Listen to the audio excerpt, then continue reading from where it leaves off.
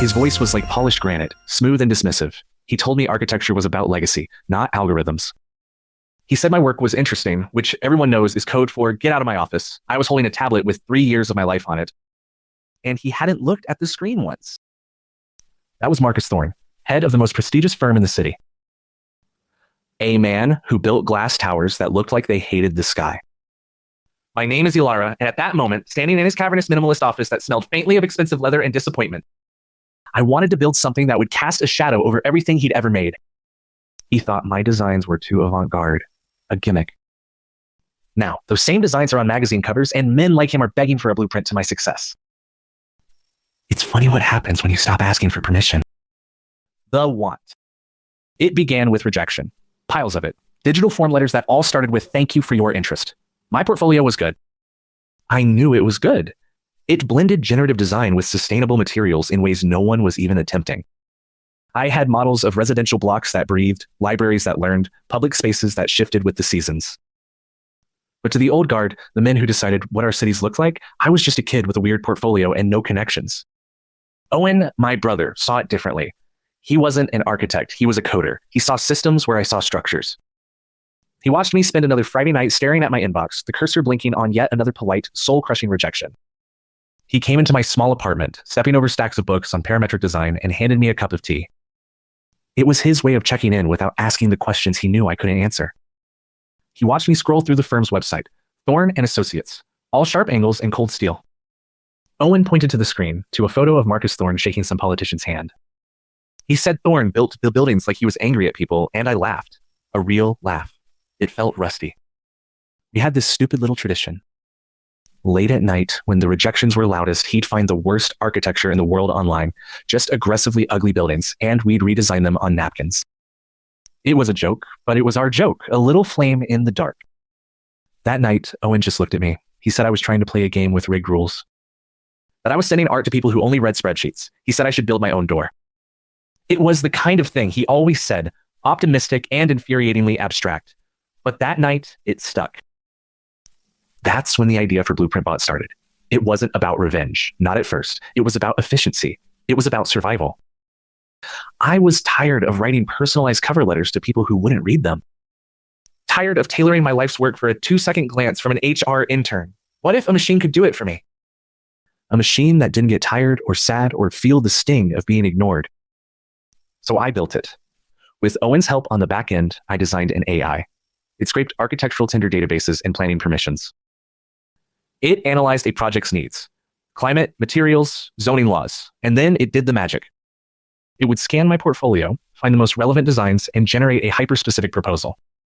It even learned to mimic the corporate language of each region. It was my work, my soul, but packaged by a ruthless, tireless machine. I fed it every design I'd ever made, every late-night sketch, even the napkin drawings Owen and I had done. The fight. The first few weeks, nothing. The bot sent out 400 applications. Silence.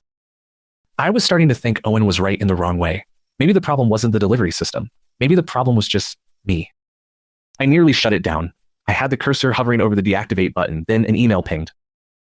It wasn't a rejection. It was from a boutique development firm in Kyoto. They were building a small experimental art gallery. The bot had sent them my living atrium concept, a design that had been called structurally unsound by one of my professors. They didn't just like it, they loved it. They wanted to know if I could fly out. Next week. I stared at the email for an hour. I forwarded it to Owen with no subject line. His reply was instant, a long string of celebratory emojis and a Venmo request for $1 with the note finder's fee. Kyoto was a blur of respect and green tea. They treated my ideas like they were precious. While I was there, another email came in. A residential project in Lisbon. Then another for a mixed-use development in Seoul. The bot was a machine gun firing my portfolio into the world, and somewhere the bullets were landing. I quit my dead-end drafting job and started traveling. But it wasn't a seamless victory lap. The Lisbon project nearly collapsed. The bot's analysis missed a crucial zoning variance, an error my own exhaustion had overlooked. For 3 days, I worked around the clock with the local team, redesigning on the fly, fueled by coffee and sheer panic. We saved it, but barely. It was a stark reminder. The bot was a weapon, not shield. I was still the one in the line of fire. The industry magazine started sniffing around. Who is Elara Vance? One headline asked. The article was short, speculative. It mentioned my unconventional approach, the way I seemed to materialize on the most interesting international projects. They tried to contact me, but I didn't have a corporate email. I had a Gmail address. It felt like a superpower. Then came the twist. I was in a hotel in Berlin when I got a notification from Blueprint Bot. A new feature I'd been testing. It flagged when my portfolio was viewed multiple times from the same corporate IP address, a little vanity metric. One IP address was pinging like crazy. Over and over. Thorn and Associates. They had downloaded my entire portfolio. 47 times in 3 days. I felt a cold knot tighten in my stomach. They hadn't just rejected me. They were studying me. I called Owen, my voice tight. He ran the IP through some back channels. It wasn't just a random employee. The downloads were coming from Marcus Thorn's personal office terminal. The man who wouldn't even look at my tablet was now obsessively combing through my work. He hadn't just dismissed me. He was trying to reverse engineer me. That's when it stopped being about survival. It became a fight. The win. I knew what he was doing. Thorn's firm had a reputation for winning massive, city-defining contracts. But their recent designs were stale. He wasn't studying me for inspiration. He was looking for a weapon. The perfect opportunity came a month later. The city announced the biggest architectural competition in a decade, the new waterfront revitalization project. It was Thorn's territory. His firm had designed half the buildings on that skyline. It was his to lose. I didn't apply through the bot. I applied as myself, Elara Vance. My name now had weight, but I didn't just submit a design. I submitted a system. I used Blueprint Bot to analyze every public document about the project. Environmental impact reports, city council meeting minutes, community feedback forms. It found the hidden patterns, the unspoken desires of the city. My proposal wasn't just a building. It was a responsive ecosystem. Its centerpiece was a concert hall with acoustics that adapted to the performance, shifting internal walls like a living lung. Thorn's proposal, meanwhile, featured a grand, fixed auditorium, beautiful but dead. My design was alive. I made sure the presentation deck was seated with a few of my most avant-garde concepts, the very ones I knew he'd been studying. At the public presentation, Thorn spoke about legacy and permanence. He used all the right words, but his design felt like an echo. Then I presented. I talked about life, about a waterfront that could grow with the city. For my final slide, I didn't speak at all. I just put 2 images on the screen. On the right, the soaring roofline of Thorn's proposed cultural center. On the left, a 2-year-old concept sketch from my portfolio for a solar collection wing. They were identical. A camera flash popped in the back of the room, bright and sharp. Another followed. A low murmur rippled through the audience. Thorn at the front table didn't move. He just stared at the screen, a man watching his own ghost. He didn't just lose the contract. He lost everything. The next morning, a news anchor was discussing the scandal that has rocked the architectural world. The old master unmasked as a thief, outsmarted by the very technology he dismissed. Phone calls flooded in. Investment offers for Blueprint Bot. Job offers from every firm that had once sent me a form letter. I had won. Not just a seat at the table. I owned the damn table. The bill. I moved into a new apartment, a loft with floor-to-ceiling windows and a view of the skyline I was about to change. I finally had space for a real drafting table, not just the corner of my kitchen counter. The boxes were still unpacked when Owen came over. He brought a bottle of ridiculously expensive champagne. He popped the cork and we toasted to the win, to the future, to Blueprint Bot. He was smiling, so proud, it was practically radiating off him. He started talking excitedly about scaling the bot, about turning it into a real company.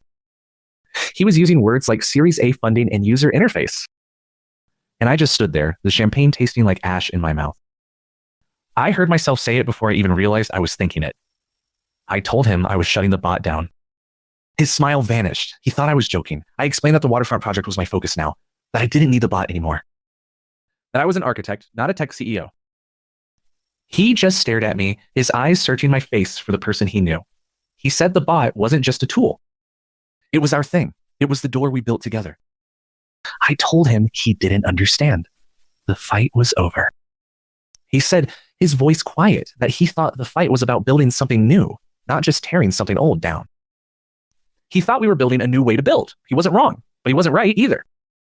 The bot was born from my anger, from my hurt. It was a weapon. And you don't keep a weapon on your kitchen table after the war is over. He didn't argue. He just nodded slowly. He picked up a stray napkin from the counter, the kind we used to sketch on. He folded it once, twice, and put it in his pocket. He told me he was happy for me. But his voice sounded like it was coming from a long way away. He finished his champagne in one gulp and left. That night, I sat in my beautiful, empty apartment. The silence was immense. I looked around at the unpacked boxes, at the view of the city lights. I had the contract. I had the recognition. I had Thorne's legacy in ashes. I had everything I wanted. I found a napkin and a pen. I tried to draw. Just a stupid, impossible building for fun. But my hand felt heavy. The lines wouldn't come. The joke wasn't funny anymore. The other half of it was gone. The room was quiet. I was alone with my win, and the sudden, crushing weight of its price. Unseen Architects Digital Revenge.